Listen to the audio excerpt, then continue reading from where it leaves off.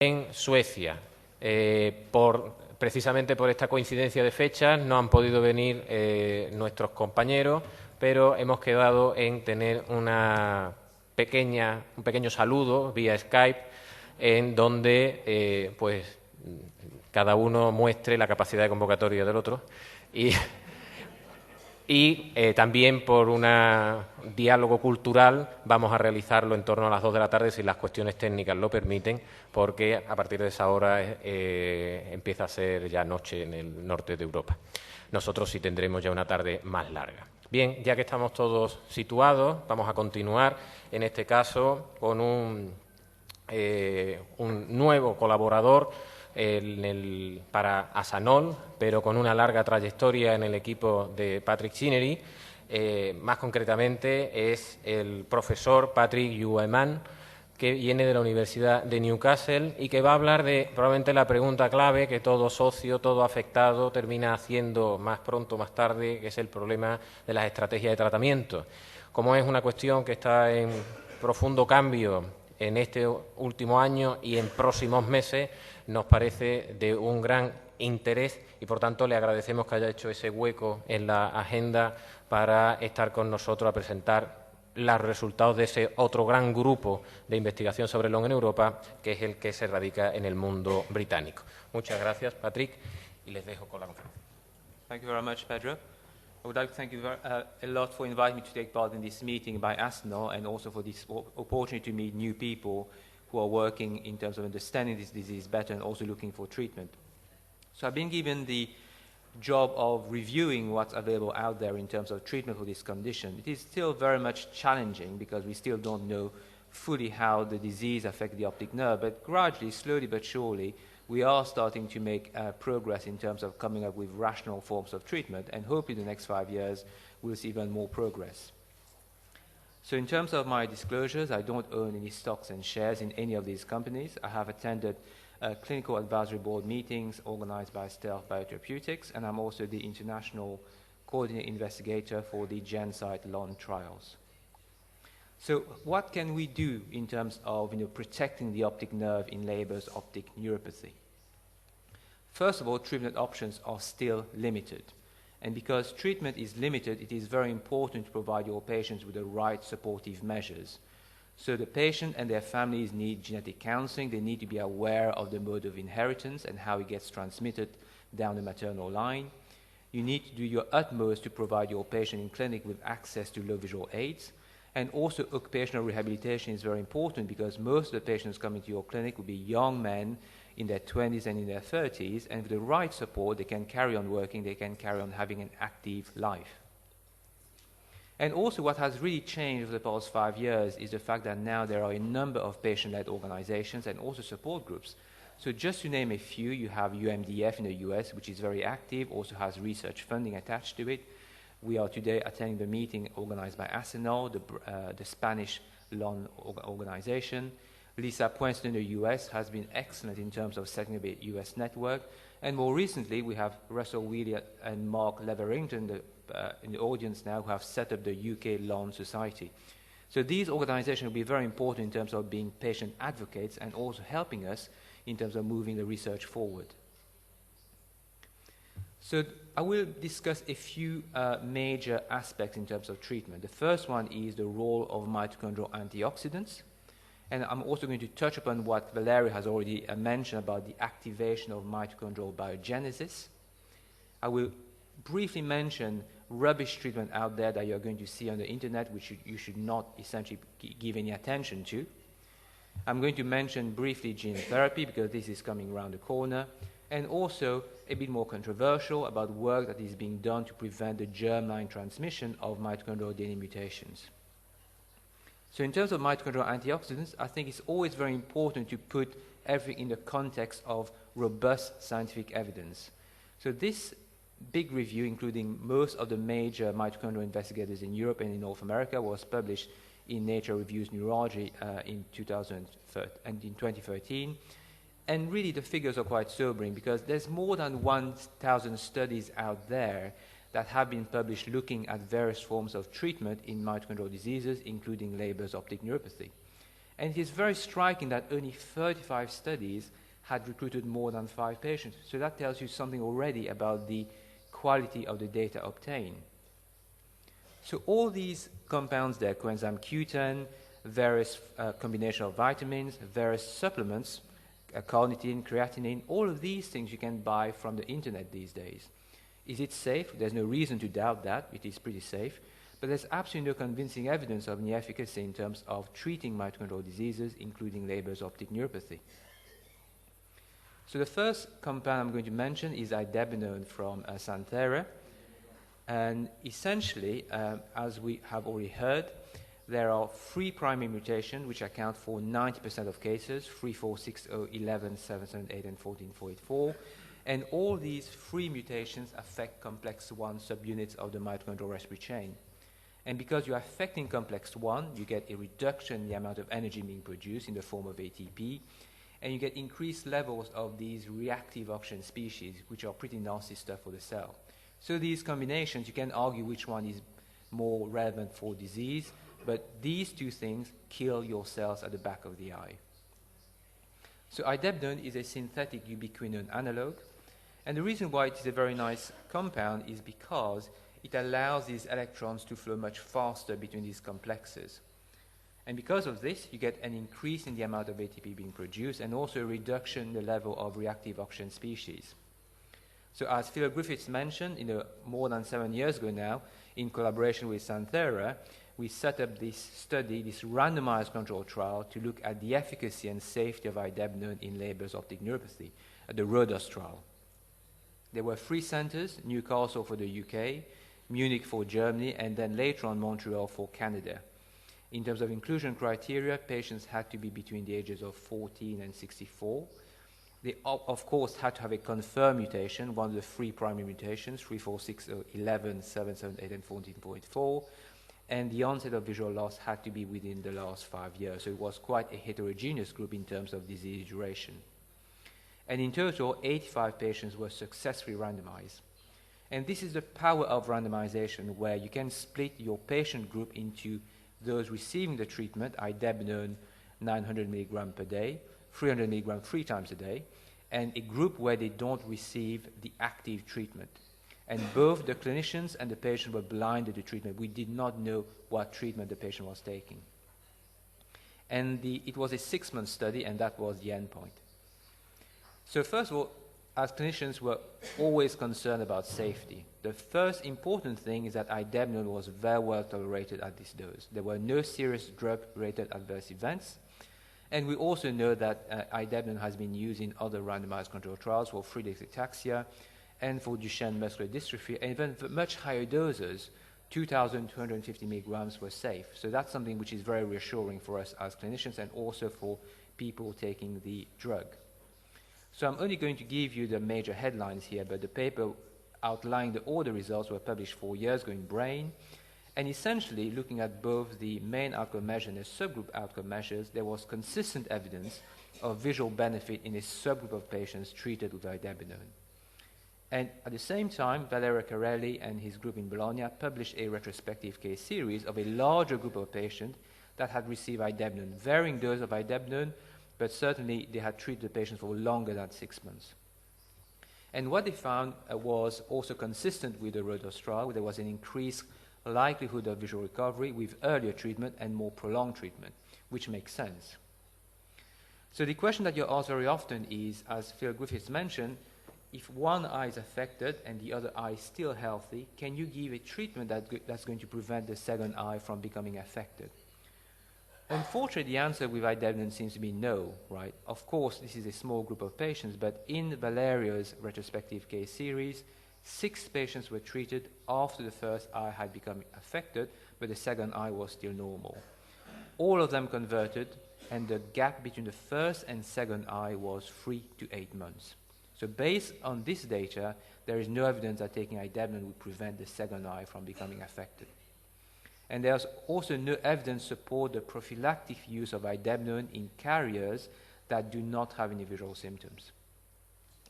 So in terms of regulatory approval, Santhera submitted a marketing authorization to the European Medicines Agency in 2011, the target population being patients presenting for treatment within 1 year of disease onset. The application was rejected initially in January 2013 by EMA on the basis that the target subgroup had only 28 patients. So in the interim period, there was a gap where it was a bit difficult because we had the RODOS trial, but certainly in the UK we could not prescribe it. In other countries, they were a bit more lucky. So Valerio in Italy could prescribe Idebnone. This is just a different brand name, Nemesis from Takeda, but this could be prescribed free of charge to Lung patients under existing special legislation for rare disorders. So in France, in January 2014, they were granted this temporary use by the French agency, and this was also covered by the National Health Service. And the rule for prescribing here is very important to understand. The patient had to be within 1 year of disease onset. The minimum treatment had to be 6 months, and it had to be continued until a stable visual acuity was reached. So it was not for everyone. And then, of course, a lot of patients who do not have access to Idebnone from the National Health Service will choose to get it from the internet, although there are issues regarding the quality and the concentration of the drug, and also a lot of patients can't afford it because it does cost a certain amount of money to get it every month. So in parallel, Santhera did set up a named patient program, and as part of this named patient program, patients were recruited in various countries, including Europe and North America. And there was a very interesting talk by Gunther Metz at this year's European Neuro-Ophthalmology Society meeting in June this year, where he presented the results of their named patient program data. So just to summarize really, 93 patients were recruited across 36 clinical sites, and data was available for 69 patients that had been treated for 3 months or more. And I guess the headline figure is that out of these 69 patients, about 50% of them showed clinical relevant recovery. So in terms of what it means, the definition for someone having clinical relevant recovery was either an improvement of at least 10 letters, so 2 lines on the vision chart, or if they could not read any letters on the chart, moving from off chart to reading at least 5 letters. So based on this data and the previous data collected, on the 20th of June this year, EMA recommended the granting of a marketing authorization under exceptional circumstances to Santhera. And now, over the next few weeks and the next few months, the mechanisms for making Raxone available to EU patients need to be put in place, and of course there will be discussions depending on which country you are based. So this is the current state of affairs with Idebnone and Raxone. But looking forward, there are of course other pharma companies out there and other compounds which are being explored as potential therapies for Leber's optic neuropathy. So the other one I'm going to mention is EPI-743 from Edison.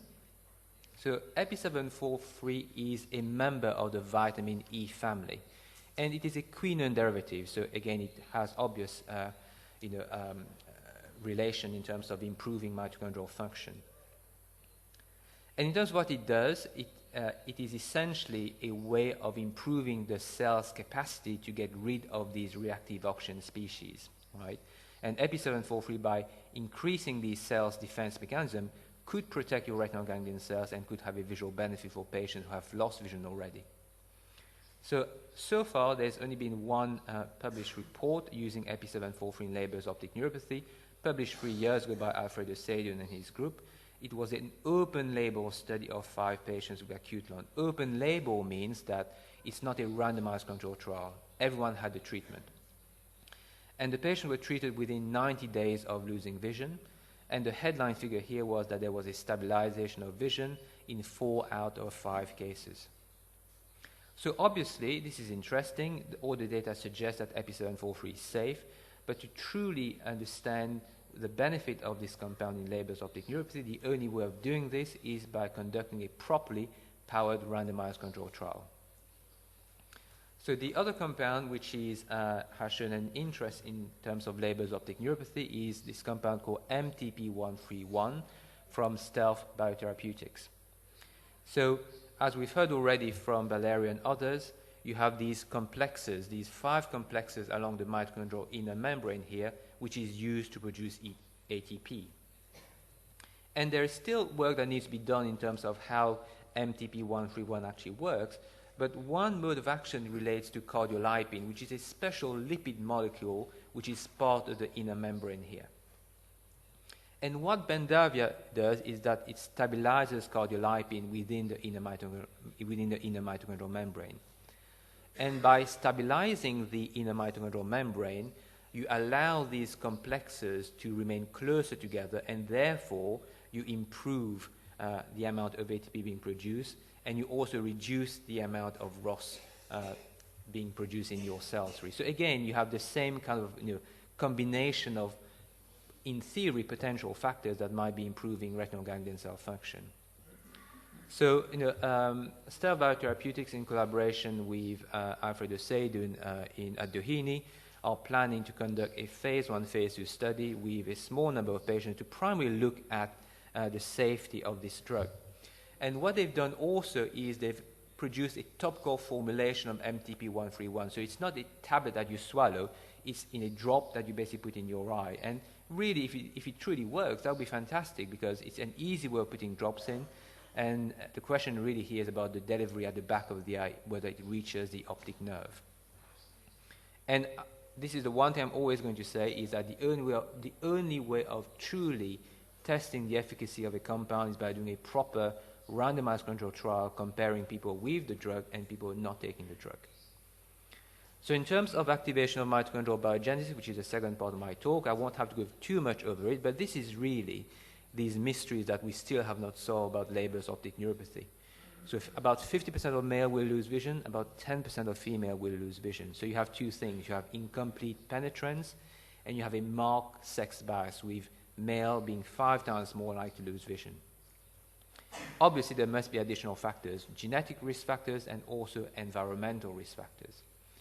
So in terms of the incomplete penetrance, as we heard from Valeria already, when you compare the unaffected and the affected lung carriers, the unaffected lung carriers have higher mitochondrial DNA copy number. So they have more mitochondria to compensate for the lack of energy being produced. It's, of course, a bit of a simplification, but it is a very interesting observation which has been replicated in a number of European cohorts. In terms of the sex bias, right, again, Valeria has mentioned this important work published by Carla Giordano and published in Brain in 2011, showing that estrogen derivatives could have a protective effect, because if you look at the retina, if you look at the retinal ganglion cells, they contain high level of estrogen receptors and also a specific subtype of estrogen receptors.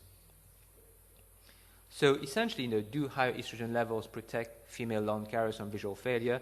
So what they did in this study, which I will quickly go over, is yes. So you get a high level of cell death in these lung cell lines taken from patients. But when you treat them with various estrogen derivatives, you get a reduction in the amount of cells dying. Not completely back to normal, but less compared with the untreated group. So this is the obvious conclusion from these studies, whether by using specific combination of estrogen derivatives, you could actually prevent visual loss from occurring in Leber's optic neuropathy. And I'm grateful for Carla, who gave me these slides, and these have now been published recently in Human Molecular Genetics.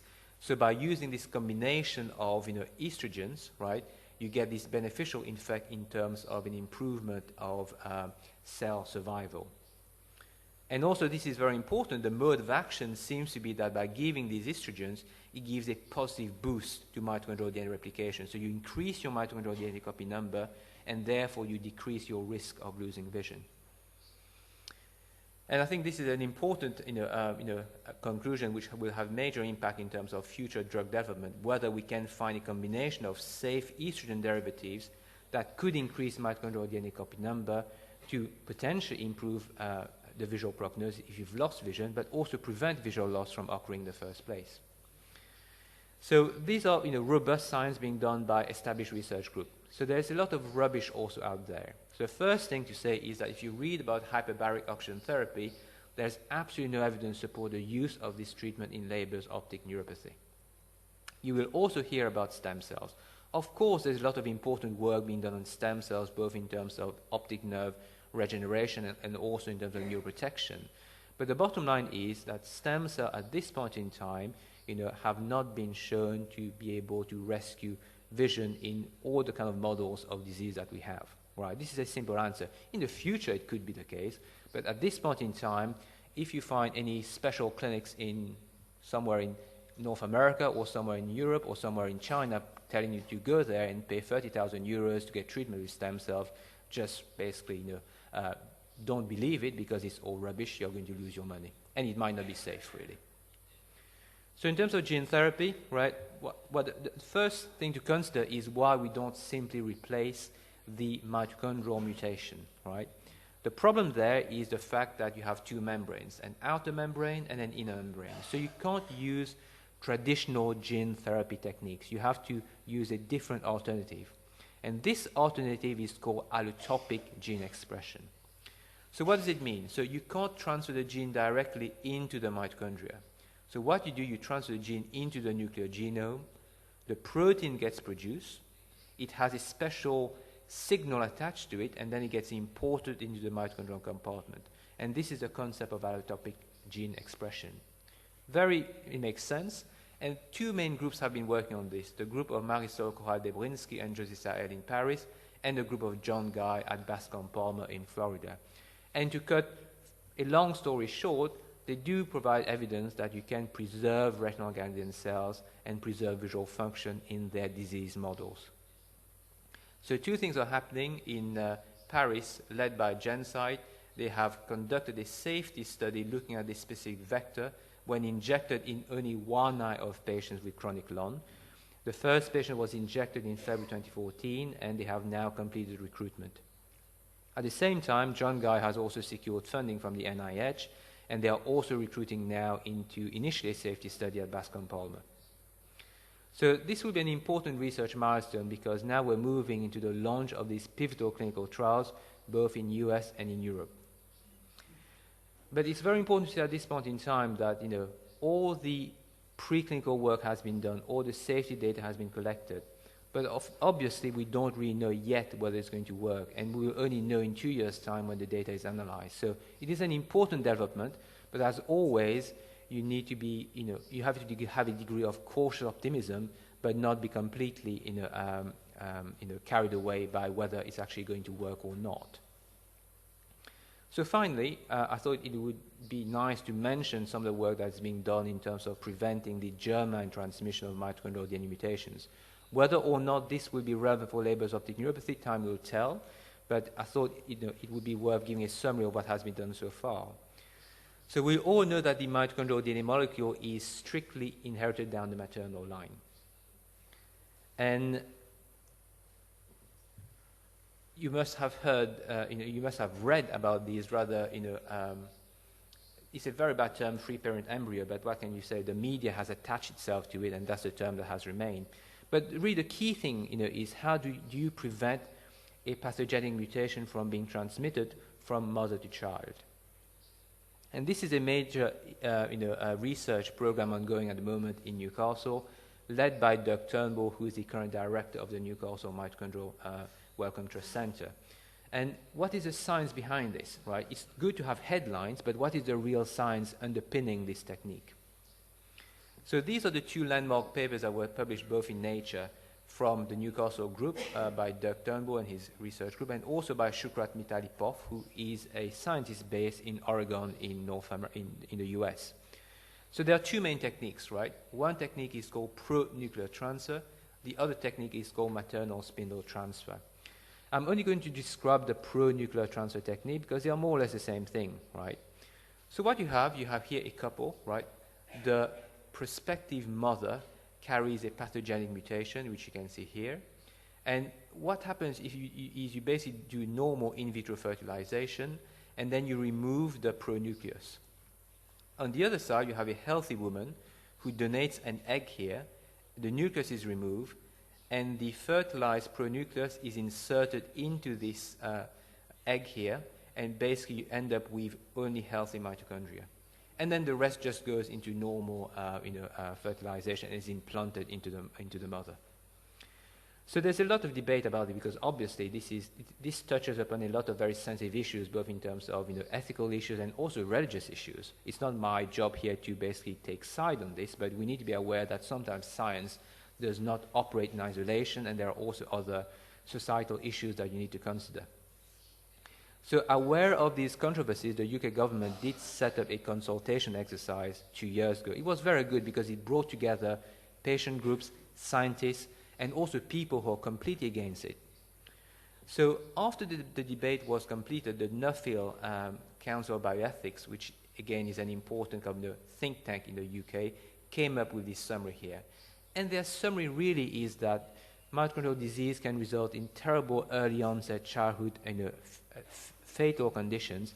And if you have a technique that can prevent the transmission of these mutations and it's proven to be safe, then of course there's always going to be some risk attached to it, but there's no reason why you can't provide it to patients.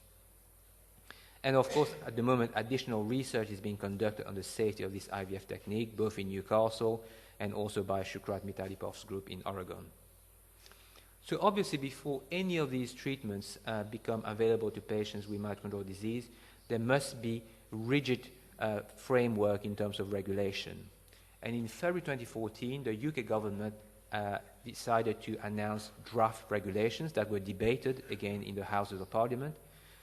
On the 4th of February, the House of Commons voted largely in favor of this change in the legislation for these new fertilization techniques. And this was confirmed shortly afterwards by the House of Lords, which is our second chamber in the UK. So now the discussion really is about how the fertilization regulation will be implemented, and also they are waiting for more safety data to come through. But if you look about how this could be relevant, if you look at the current epidemiological study in the UK, there's potentially about 150 women who could benefit from this form of treatment. So whatever your views are about messing up and playing God, there are women out there, young women with mitochondrial mutations, who would like to have children, biological children, but this is a debate which will go on over the next 1 to 2 years. So finally, what about unaffected lung carriers, right? So genetic counseling remains very challenging because, you can't really predict who is going to lose vision. Of course, there are risks attached to whether you're a man or a woman. There are risks attached to whether you're 20, 30, or more than the age of 50. But this is very much an imperfect science, really. And as I've mentioned already, there's no evidence to support any form of prophylactic treatment in lung. It's very easy for me to say that about healthy living. I struggle myself to do that, right? But absolutely, lung carriers should not smoke, right? And they should moderate the amount of alcohol that they drink. And also, if possible, right, you should try and avoid certain antibiotics which have been shown to be mitochondrial toxic, especially things like ethambutol. So in summary, lung is a very important cause of mitochondrial blindness among young adults. You need to give hope to your patient, right? Because there are new avenues of treatment which are being tested at the moment. But you also need to be frank about the current limited treatment options. It's really moving to an exciting translational phase. I've been speaking with Phil Griffiths just now. We've been working on this for the past 15 years, and 15 years ago it was all about genetics. But now you really see how the translation is moving into clinical practice, slowly but surely. And finally, this will be absolutely key. And it's great that in every country now there are patient grassroots organizations which are setting the framework for patients and their families to know more about this condition. But also in the years to come, this will be absolutely critical in terms of getting funding from the EU for work into rare diseases, and also in terms of doing properly powered randomized controlled trials. Thank you very much.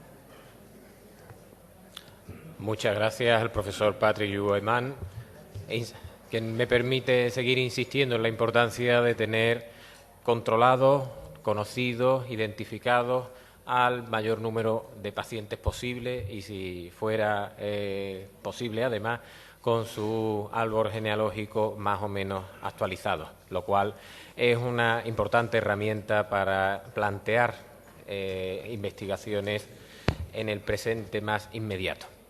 Dicho esto, y como última intervención, y no por ello menos importante, antes de las preguntas, me toca presentar inicialmente al coordinador conmigo de este evento, al doctor Jordi Arruga, que puede considerarse uno de los médicos que con más casos en su haber, con mayor experiencia en esta enfermedad, también por su experiencia con otro tipo de atrofia óptica, lo cual da una visión también un poco más amplia. Con lo cual, agradecerle su trabajo y su esfuerzo para estar aquí hoy y hablarnos de otros de los grandes temas que preocupan y mucho a los afectados y a los portadores. Muchas gracias. Muchas gracias. Buenos días de nuevo. Y bueno, después de las excelentes presentaciones a las que hemos tenido el privilegio de asistir por parte de nuestros profesores invitados, yo quería darles algunas ideas acerca del tema de algunos factores ambientales que algunos de ellos ya han sido mencionados por quienes me han precedido, factores ambientales que pueden actuar como desencadenantes de la enfermedad de Leber en pacientes portadores de las mutaciones. Me referiré sobre todo a fármacos y otros tóxicos. Entonces, en primer lugar, situar la enfermedad de Leber dentro de lo que son las neuropatías ópticas mitocondriales. Aquí tenemos dos grandes grupos, las genéticas y las adquiridas, pero que, como veremos, pueden interferir entre ellas y de alguna manera potenciarse o actuar de forma sinérgica.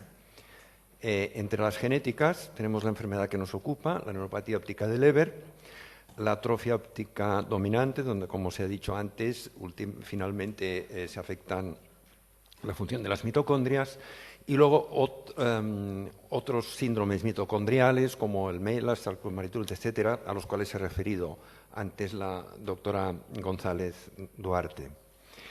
Y entre factores, etiologías adquiridas que pueden ser causa de neuropatía óptica mitocondrial, tenemos tres grupos: los déficits nutricionales, los fármacos, entre los cuales se destacan algunos antibióticos, y otro tipo de tóxicos. Normalmente todas estas neuropatías ópticas mitocondriales se caracterizan por producir una afectación de la agudeza visual bilateral y simétrica. En la mayoría de los casos esta afectación es bastante simultánea y se produce de forma crónica. Es una excepción la enfermedad de Leber, en el cual la pérdida visual, como saben, es de tipo agudo y que, aunque pueda ser simultánea, a veces es secuencial. Incidiendo sobre esta afectación selectiva de la visión central, existe una disminución de la sensibilidad al contraste de la percepción cromática y asistimos también, tal como nos ha demostrado antes el doctor Griffiths, a la presencia de unos defectos campimétricos que afectan a la parte central del campo visual. Algunos son centrocecales, como los que presentamos aquí, que afectan tanto a la mancha ciega como al punto de fijación, y otros son puramente centrales y afectan al punto de fijación. Normalmente, con el tiempo, todas estas neuropatías evolucionan hacia el dato oftalmoscópico característico de la atrofia óptica, que es una palidez de las papilas, predominando en el sector temporal, como también se ha dicho antes. Y esto tiene un correlato en los estudios de tomografía de coherencia óptica, donde podemos ver, primero en una fase inicial, en la parte de su izquierda, una tomografía, un registro conservado, donde el trazado negro cae dentro de la zona verde. Más adelante lo que se ve es que hay una pérdida de fibras, sobre todo en la zona del haz más afecto papilomacular, donde ya vemos que el trazado cae dentro de la zona roja, y posteriormente todo el trazado se reduce, denotando una pérdida de fibras global en todo el disco óptico. Bien, entonces la pregunta sería, en un paciente que presenta este fondo de ojo, donde existe un borramiento de los márgenes papilares y algunas telangiectasias, que también podemos ver en el estudio con luz aneritra, y que es portador de alguna o varias de las mutaciones propias de la enfermedad de Leber, ¿cuáles son los factores desencadenantes que pueden influir en que estos pacientes se vuelvan sintomáticos? Factores externos, ¿no? Y que podrían influir sobre las mitocondrias, especialmente en la zona no mielinizada del nervio óptico, que es la que se afecta selectivamente en estos pacientes. Bien, en primer lugar, cuestiones de nutrición, hipovitaminosis. A veces hay pacientes que tienen déficits vitamínicos, incluso algunos a veces, pues tras cirugías sobre el aparato digestivo, tienen mala absorción, la malnutrición, caso de pacientes que tienen una nutrición deficiente por estar en países donde las dietas son pobres o en casos de epidemias de guerras, y el alcoholismo, que en realidad es un factor nutricional no tóxico, es decir, las neuropatías ópticas no son debidas a un efecto tóxico del etanol sobre el nervio óptico, sino al hecho de que estos pacientes tienen una menor, los pacientes alcohólicos me refiero, una menor absorción de vitaminas, el intestino delgado, vitaminas del complejo B, así como que hacen dietas pobres. Entre los fármacos, estamos hablando de potenciales desencadenantes, están sobre todo antibióticos, el etambutol, el más destacado, como ya ha apuntado el doctor Guimaimán, y otros como linezolid, clonfenicol, streptomicina, eritromicina y los antirretrovirales. Entraremos en detalles luego sobre el etambutol y los antirretrovirales. Y como potenciales tóxicos se ha apuntado, bueno, por supuesto el tabaco, otros productos que pueden contener cianidas, algunos gases, disolventes, drogas o pesticidas. El consumo de tabaco y alcohol fueron los primeros factores cuya influencia sobre la expresión de la neuropatía óptica de Leber fue detectada. Y el tabaquismo se asocia con un riesgo aumentado de pérdida visual. Aquí tenemos, me referí también a este estudio del que ha hablado el profesor Carelli, el grupo de Kirkman, en el cual se ve con el tiempo cuántos pacientes portadores se mantienen libres de la pérdida visual. Entonces, en la parte superior están los no fumadores, que son los que menos se les afecta la visión, en la parte intermedia los fumadores moderados y en la parte inferior los grandes fumadores. En cuanto al alcohol, la relación es significativamente menor que en el caso del tabaco, y realmente se manifiesta solo, como se ve en la curva de abajo, en los grandes bebedores, mientras que entre los bebedores moderados y los no bebedores hay pocas diferencias significativas, lo cual no significa que yo les induzca a ser bebedores moderados, por supuesto. Entonces, como ha apuntado el profesor Carelli en los estudios que ha presentado, el consumo del tabaco es probablemente un factor decisivo en la afectación de pacientes portadores que no padecen la enfermedad de jóvenes, sino que lo hacen en edades avanzadas. Entonces, hemos dicho que el alcoholismo puede influir sobre el déficit de vitaminas del complejo B, y se han descrito casos debidos al alcohol o a otras causas de déficit de vitamina B asociados a la neuropatía óptica de Leber, y ha habido un efecto variable de la vitaminoterapia, es decir, cuando es importante siempre determinar niveles de vitaminas en los pacientes, y si hay déficits, proporcionarles también tratamientos con vitamina B, ya que en algunos casos variables, unos sí y otros no, se han podido obtener mejorías visuales. Bien, y en cuanto a los antibióticos, como se ha dicho antes, el etambutol ha sido el más estudiado. El etambutol es el principal antibiótico que se utiliza en el tratamiento de la tuberculosis y es un antibiótico de elección para las infecciones por micobacterias atípicas. Pero el etambutol, a su vez, es la causa más frecuente de neuropatía óptica tóxica. Normalmente hay un alto índice de afectación en dosis por encima de los 60 miligramos kilo, que baja al 5 o 6% con las dosis de 25 miligramos kilo, y es del 1% muy baja si la dosis es igual o inferior a 15 miligramos kilo. Entonces, en la literatura existen estos 8 casos publicados de afectación visual.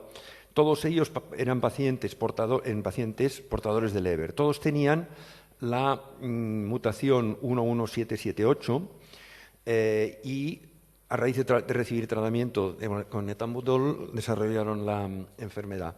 Hay algunos hechos interesantes, que es que 3 o sea, casi la mitad de los pacientes eran mujeres. 5 eran mayores de 40 años, una edad en la cual no es frecuente que se inicie la enfermedad.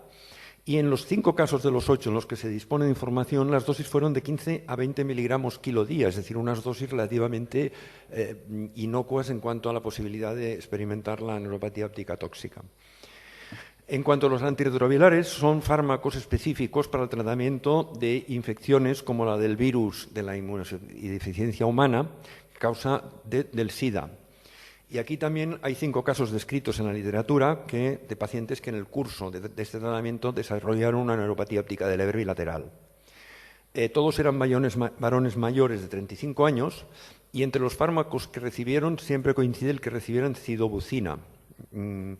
Las mutaciones que se detectaron fueron o bien la 11778 o bien la 14484, pero la pérdida visual fue irreversible independientemente de la mutación, es decir, no se comportaron mejor como ocurre en otros casos los de la segunda mutación con respecto a la primera.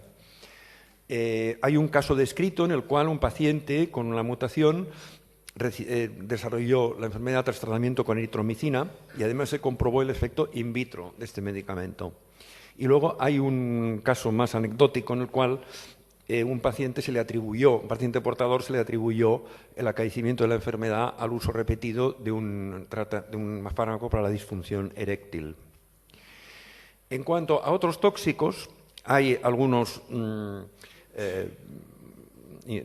trabajos, publicaciones anecdóticas en los cuales se ha implicado a drogas como la cocaína, a gases como el monóxido de carbono, a un disolvente que es el N-hexano, pero aquí los autores luego demostraron también in vitro la toxicidad de este medicamento sobre las mitocondrias afectadas y otro ha sido pues un caso de una epidemia que hubo de varios pacientes portadores de una familia que padecieron la enfermedad después de ser expuestos al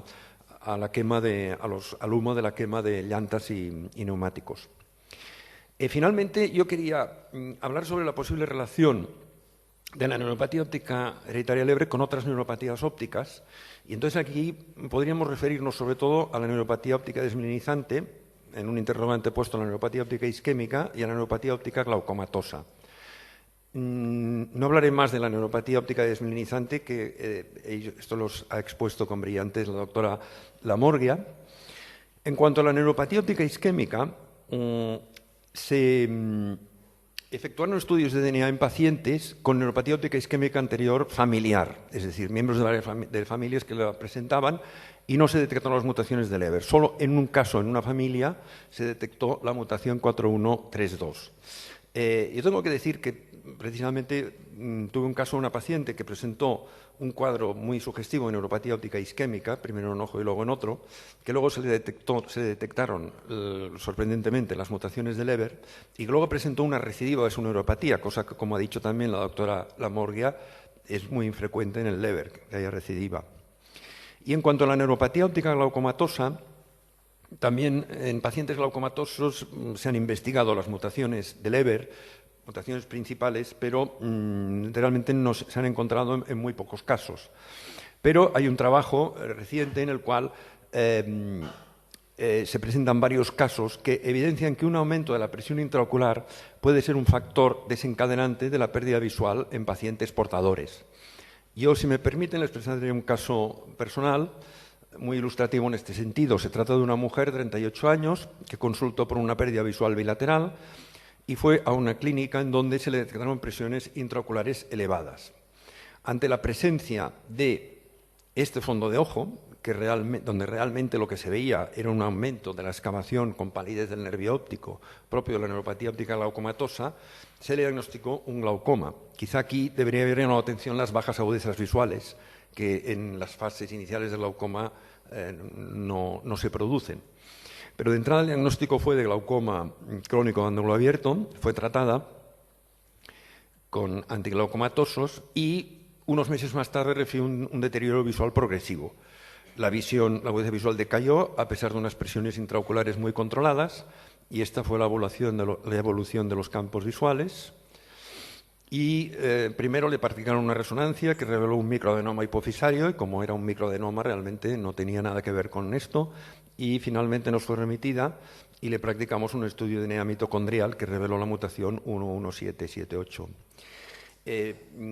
Esto significa que nosotros, como oftalmólogos, tenemos que tener presente que a veces hay pacientes a los que diagnosticamos de otras neuropatías ópticas diferentes del Leber, como puede ser la toxicidad por etambutol o como podría ser en algunos casos un glaucoma u otras neuropatías ópticas, y que debemos tener bien presente que si estas neuropatías ópticas no evolucionan de la forma esperada, es decir, si al suprimir el fármaco, por ejemplo, vemos que el paciente no recupera o cuando deja el hábito alcohólico no mejora o que se trata de una, como ha dicho antes la doctora Lamorgia, de una neuropatía óptica desmielinizante con evolución desfavorable, siempre debemos tener presente el pensar que no haya de forma subyacente la presencia de unas mutaciones de enfermedad de Leber que pueden interferir en el curso de la enfermedad y influir sobre su gravedad.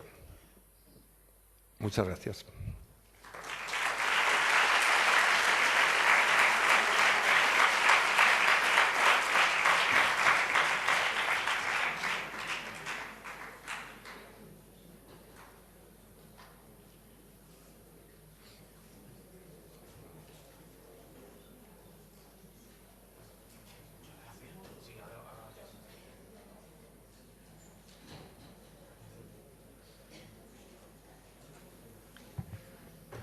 Muchas gracias. Después de esta maratoniana mañana, quiero avisarles que a partir de ahora, como vamos bastante bien de tiempo, vamos a comenzar el turno de preguntas.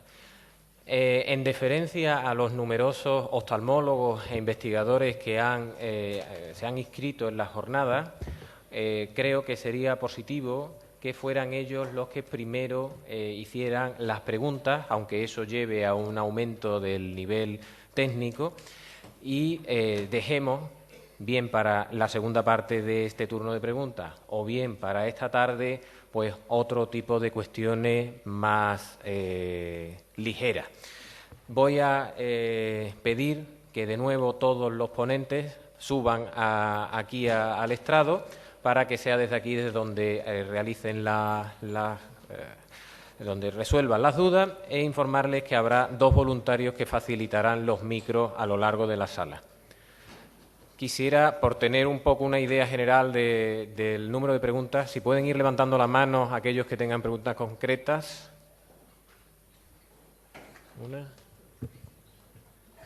Supongo que se irán ampliando a lo largo del tiempo.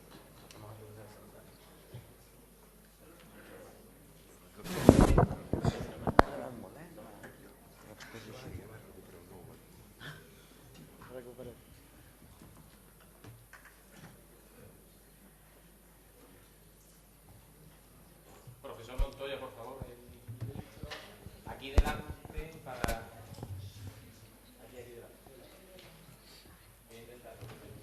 Gracias. Valerio, in these patients with affected lung patients with kind of mini depletion of mitochondrial DNA, can call it mini depletion, do you think that it maybe involves some nuclear genes related with mitochondrial DNA depletion, like mitochondrial DNA polymerase? Well, it's difficult to say if this is a depletion or it's a lower end of the normal range of mtDNA copy number. I would say that definitely the candidate group of genes were to look for variants, which by definition should not be mutations, should be variants that just adjust the function of the enzyme. The group of genes are all those genes involved in mitochondrial DNA replication as a first candidate, so polymerase gamma, twinkle, and so on. Then you have the signaling system, which is not fully understood. Definitely you have the transcription factor, PGC1 alpha, and all the cascade of other genes which are involved. I personally think that we should look at those proteins which make a balance, a sensing and a balance of the mitochondrial homeostasis. I just give you one example.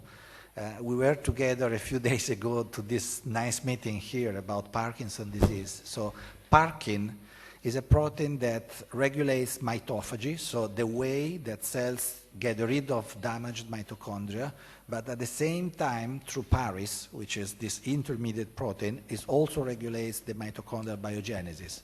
So all those sensors which are making the balance between biogenesis and mitophagy, so elimination of mitochondria, damaged mitochondria, an increase of new mitochondria, newly synthesized mitochondria, that's probably the point where we should look more carefully.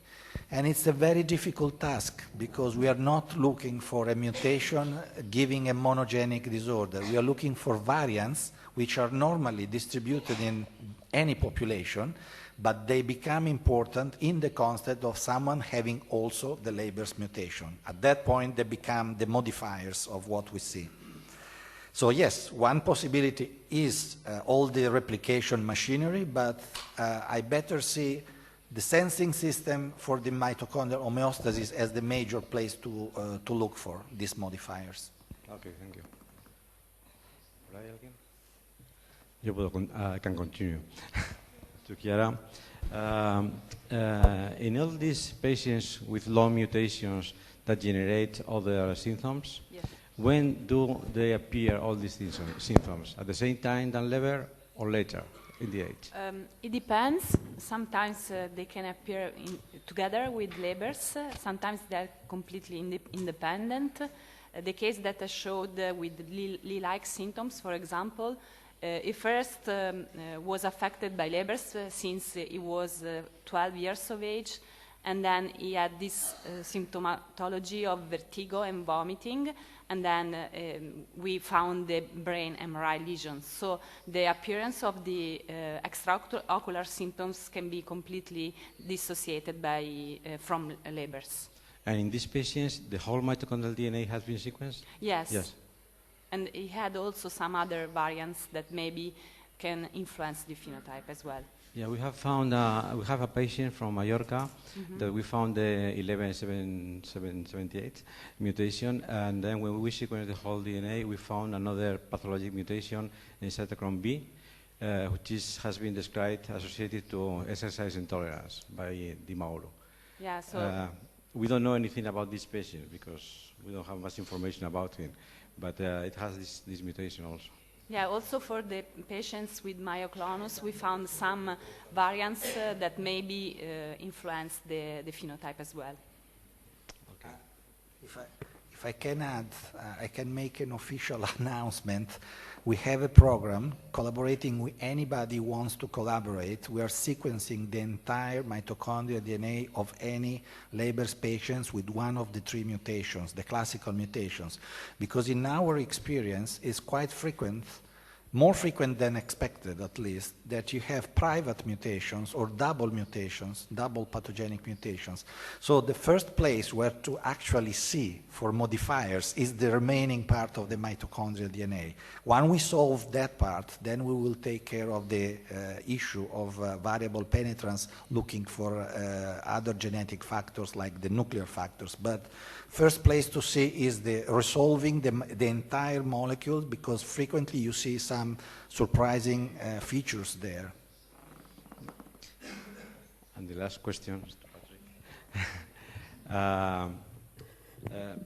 For what I can see, the patient that has been treated with these antioxidants, they have been treated for a short period of time, sometimes months, in some cases a little bit 1 year or something like this. Is there any experience about long treatments, I mean years? This is a very good question. It goes back to, for example, if we take the example by Devlin, where there's a bit more data out there, we were only able to do a randomized controlled trial for about 6 months, because obviously these trials are very expensive, and there was this consistent evidence of about a third of the patients getting a benefit from it. Valerio, in his retrospective case series, had the benefit of having treated these patients for much longer. And as he showed quite nicely in one of his survival curve, is the longer you treat the patients, the more it seems that the benefit is, right? The question is, obviously, if you have a patient who has been taking idebenone, who's getting some, subjective and objective benefit from it, is how long should the treatment be? Should it be for, forever, or when their vision becomes stable, then they could stop it, really, right?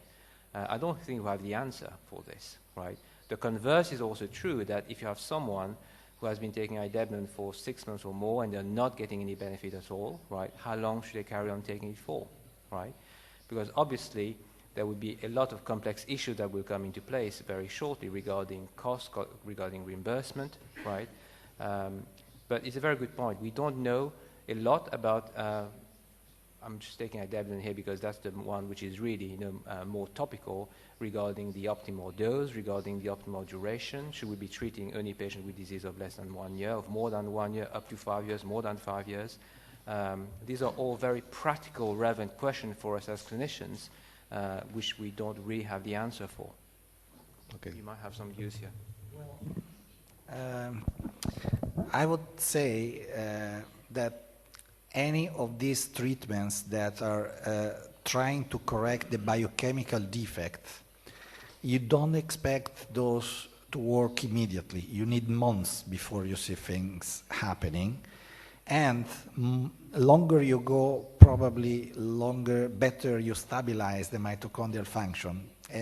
This is also true thinking about the spontaneous recovery of patients. I very much liked Philip's cartoon where you have a healthy cell which was standing up, a cell that is still existing but is not functioning, which was halfway to fall down, and then dead cells which are not functioning and are disappearing because they are dead.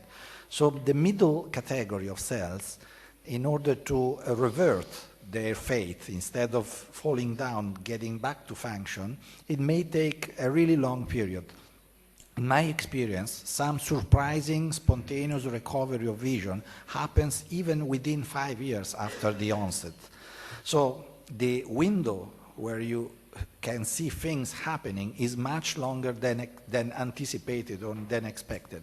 And this prompts us to keep going, even if initially you don't see anything happening, because you still have some hope that at some point something good will happen. Okay, thank you. I'm just going to add one thing here. I think, of course, but also at the same time, taking from the other side, if you have a patient in front of you who's been taking the medication for a set period of time, they're not getting any benefit from it, right? Very often people will stop, right? I think it's a two-way process, although we could come up with a theoretical reason why longer and longer treatment would work. At the same time, also, there is also the patient and the individual perspective here in terms of what they feel, is the benefit to them. Well, patients are frequently impatient, so they want to see something happening very soon. So patients, they have to stay patient and having some positive view that at some point some good things will happen and keep going with the treatment. That's the only treatment, the major treatment that we can support now. In the next years, probably we'll have more than that. Okay, thank you.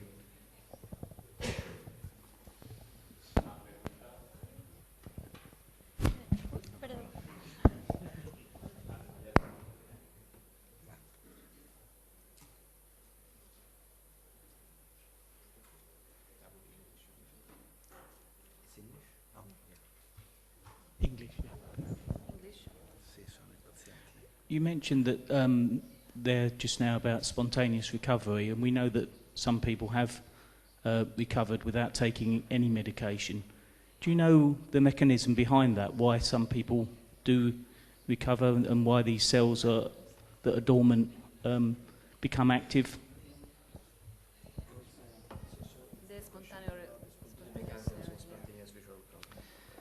So the cartoon was nice, showing the phenomenon, but it wasn't proposing an idea why at some point these middle cells, instead of falling down, are actually going back. My personal view, and this is not strongly supported by data, but I have some data in this direction, is that I always think that these cells are not living alone together in the system. So these cells are interacting with other cells. Very important, for example, is that after a first run, Professor Arruye showed this in the cartoon, they are non-myelinated, and only after they pass this anatomical structure called lamina cribrosa, they get the myelin.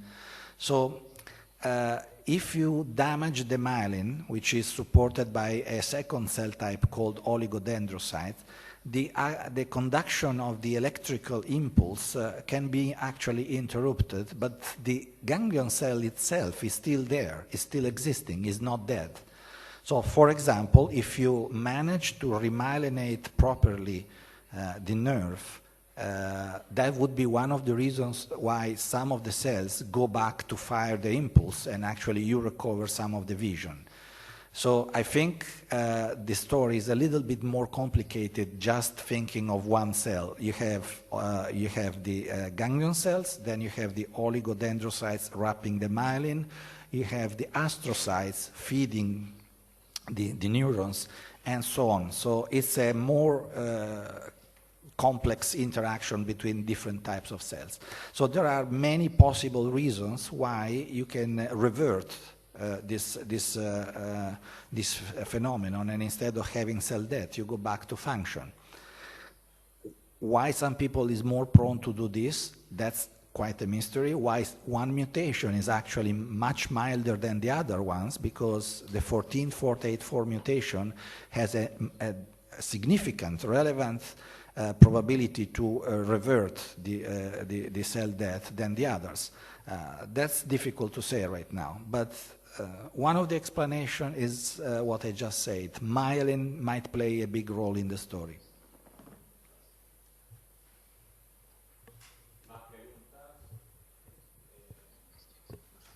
See, when you state that there is a kind of European program to do the whole sequence for mitochondrial DNA, is it European funded? Is it available to every country and everybody, or how is it? Because, well, that makes a lot of sense when you try to find the genotype-phenotype correlation.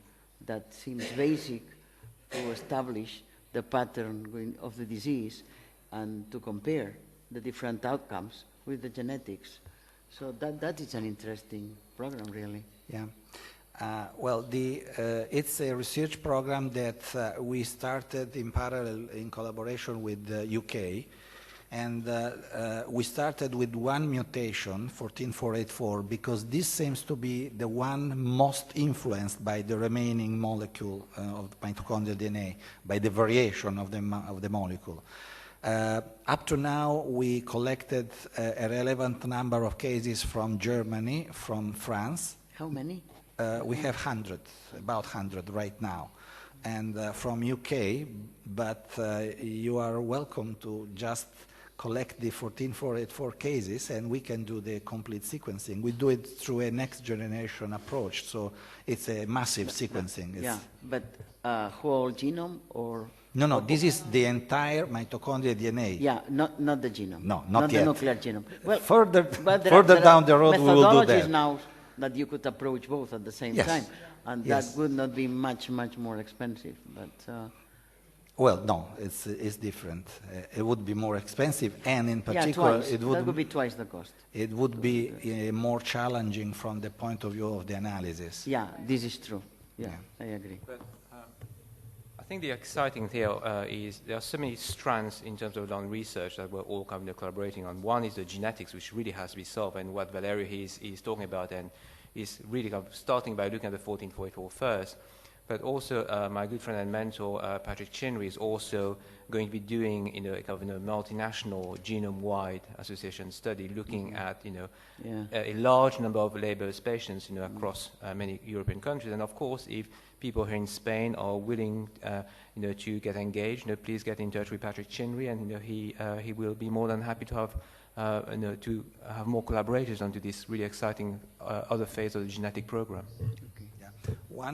One recommendation for having a meaningful result, given the very big confounding factor of the environment is each single patient which will undergo the complete genome sequencing. We're providing Patrick Chinnery our samples for this massive sequencing program, needs to have the complete, when I say complete, it must be complete information about when he started smoking, how much he smoked, how much he drank, if he's a female, when was the menarche, if the cycles were okay, and so on. So we need to have an exhaustive description of the patient, because any of the confounding factor may modify the statistics that we're going to run once you have the results.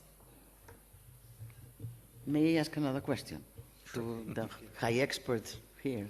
Well, there was a recent publication in Cell by Izpisua Belmonte's group. He works in La Jolla on the CRISP methodology, and in an experiment in mice, he succeeded in cutting, in destroying all the mitochondrial DNA with mutations. He then went on and fused human cells from patients with mouse cells. And, well, according to his results, it was very successful. Yeah, he purifies the... Yes. Yeah. Do you foresee, as clinicians, a future for this technology in therapy?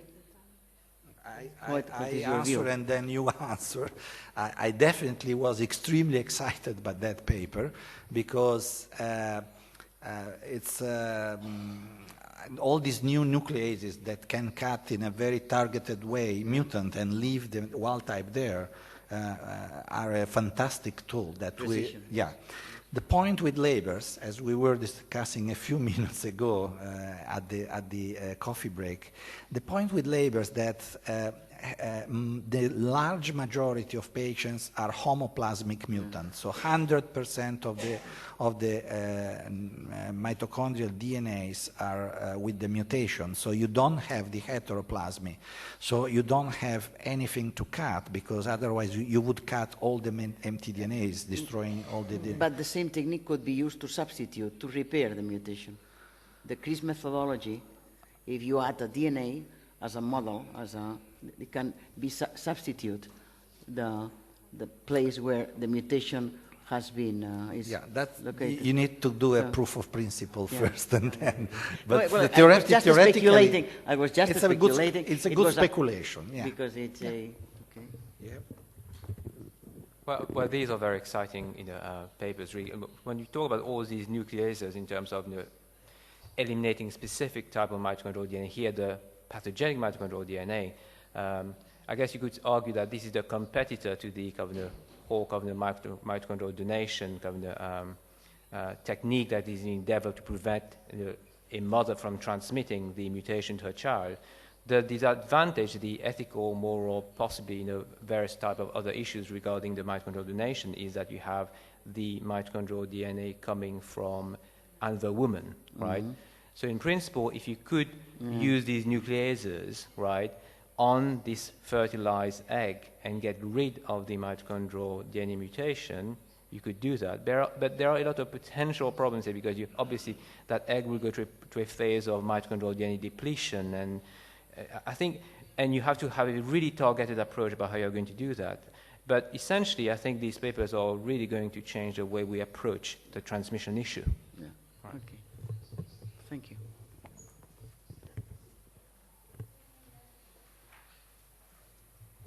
Buenos días. Mi pregunta es un poco clínica y querría saber vuestra experiencia de los que veis pacientes que tienen esclerosis múltiple. Si muy frecuentemente habéis pedido las mutaciones de las 3 principales mutaciones del Leber.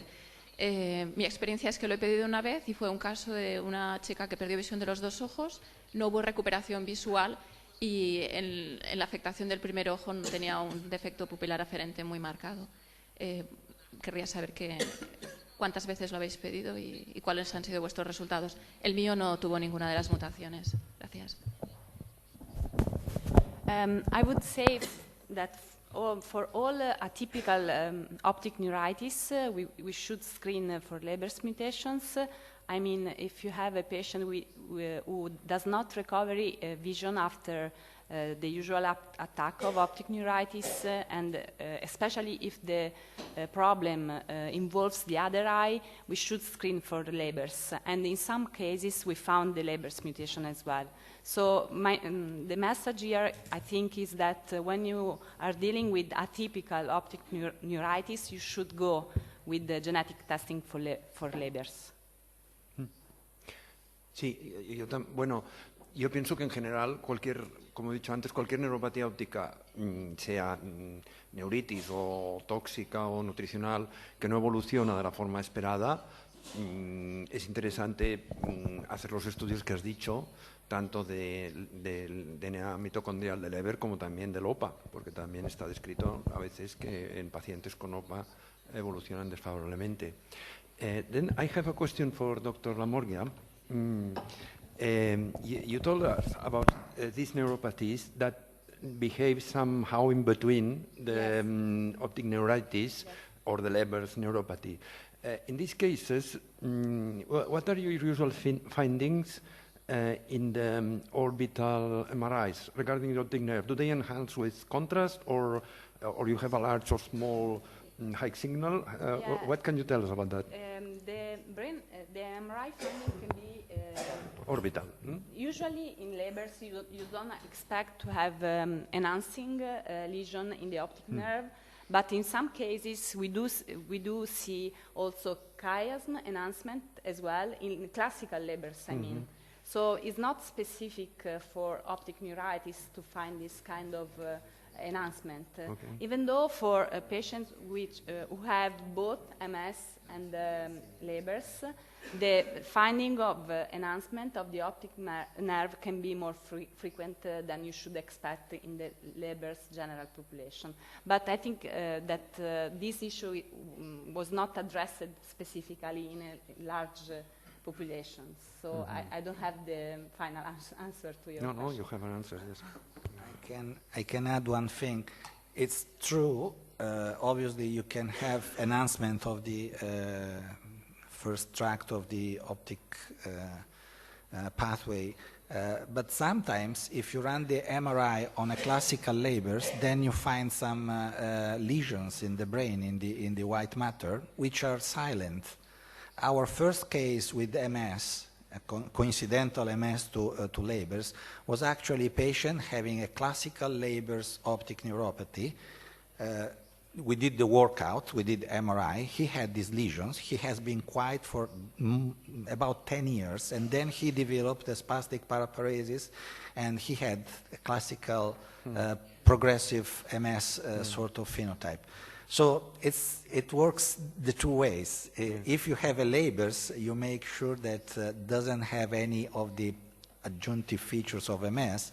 If you have a MS and the optic neuritis, as you said, is atypical, then you have to think about the coincidental Leber's disease in the same patient. I don't know if Patrick want to follow up on the coincidental stuff. I think the first thing to reinforce that here we're talking really about a very small group of patients that will be having these extra ocular features. The vast majority of patients with Leber's optic neuropathy will have classical disease limited to the optic nerve. But it is also very interesting for us scientists to be able to study these rarer groups, because it might be giving us insight on the disease pathogenesis. And I think you're right. You have the very classical group on one side with pure optic nerve involvement. On the other side, you have the bond or obvious, Leber's mutation with the bilateral atypical optic neuropathy, with the brain MRI changes and very severe neurological progression. But obviously, in between, as Jackie Pallas from Oxford showed, you have a spectrum where you might be having patients with the optic nerve problems. They have a few spots of changes in their brain, but otherwise they are neurologically intact and they will not develop anything in the future. So I think there's a spectrum of disease here, from the very common, pure optic nerve disease to the very rare but severe, and where you have this long MS overlap. But one thing regarding the question of Dr. Silvia Muñoz about when ordering Leber's studies in patients with optic neuritis, you said that if it's atypical, but then in that case you must order the whole sequence, because what you're looking for are not for the main mutations, probably. The occurrence of white matter changes is very frequent, also with the classic mutations. So I would say that you should first screen for the classic mutation, which account for... But if they are negative, you should look to all the sequence, Yeah. no? Because that's what you find in these patients. No? Yes, you should look at the whole sequence in those cases. Well, I would say this also. If it's an MS classical case, it's difficult to say that any MS with atypical optic neuritis should be completely sequenced. However, if you look at cases where you have lesions, something that looks weird, what we do is trying to certify that you have a mitochondrial dysfunction, for example, by spectroscopy. If you see a peak of a lactate in the spectroscopy, with some mysterious lesions in the brain, then you start thinking that this is a mitochondrial problem and maybe it's related to a rare mutation, and then you sequence the entire mitochondrial DNA because you do have some strong indication that that's the direction to take. And then another adjunctive test that usually we run in the clinic is the evaluation of the lactic acid after effort. So you can measure the levels of lactic acid in the blood after a standardized exercise. So this can be another measure of the mitochondrial dysfunction as well. I see. Okay.